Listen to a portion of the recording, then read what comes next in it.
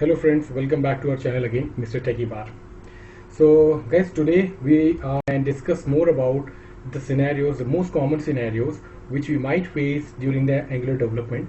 And basically this video is dedicated for those people who have just started working on Angular, and also for the beginners, and even sometimes even the expert get caught in such scenarios also. So we'll just start quickly discussing about those scenarios. Okay, so the first scenario is like when you use the ng model in your DOM element, and later you just forgot to have a reference in your app.module. So what will happen? It will just throw an error. It will throw an error, can't bind the ng model since it's not a known property of input. So let's just quickly check this in Visual Studio. So what we need to do, like input, and just use ng model and just provide the property name, and later just declare the name of the property. Just provide the name. Okay, that's it. So now if you just cross check on my terminal, it says can't bind to ng model since it's not a known property of input. So why this is happening? So this is happening just because of we have not declared the reference of forms module in our app.module. Okay, so what we need to do, just import that library.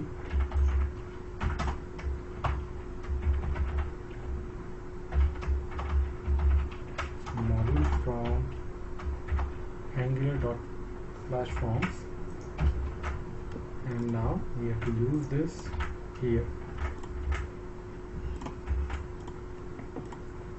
Just give it build successful. Now just quickly check this on the browser. So name is displaying here.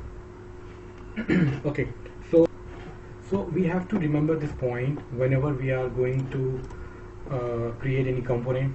Suppose I have used this about component, so if I remove this component from app.module, so let's quickly check this again.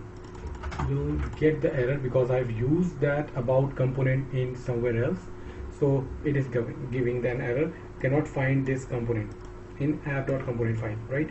So we have to declare every time whenever we are going to create any component, directive, guards, pipes, we have to declare the reference of that component in app.module file. Okay, so now I'll just move to next issue. So our next issue is related to unsubscription of observable, of course. So suppose in our Angular application you have declared any observable, you have used it, and later you just forgot to unsubscribe it. So what it will cause in your application? It will basically cause a memory leakage. It will gradually, if you have used a multiple observable and you have not unsubscribed it, then you may have a kind of memory leakage also, and your application may face slower performance. So solution for this issue is also very simple, but eventually I've seen many developers, they just forgot to unsubscribe all the observable after using it. So make sure whenever we are going to use any observable in the application, we have to unsubscribe it. It is as similar as if you might work on a C#, we have finally section where we used to dispose all the objects. Eventually, like our garbage collector does that, but if like explicitly we can do that, that improves the performance of the application. So let's quickly try to reproduce that in our Visual Studio. Suppose I am going to use one employee object, and I'm using subject here. So later after creation of this object, you are going to use it like you are subscribing it. Sorry, need to use this subscribe, then reference operator. That's it. Okay, so you have used this observable and you have subscribed it also, but what we have usually forgot, like to unsubscribe it. So how we can achieve that? It's very simple. So first we have to take a reference of on destroy from Angular core. Later just extend it on destroy here, and ng on destroy method.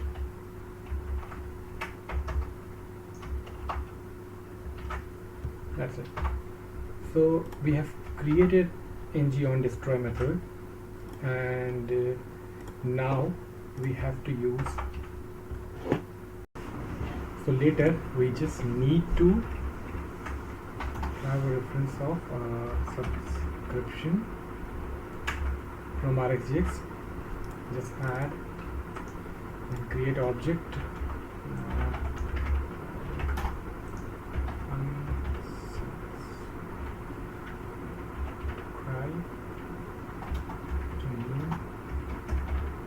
subscription.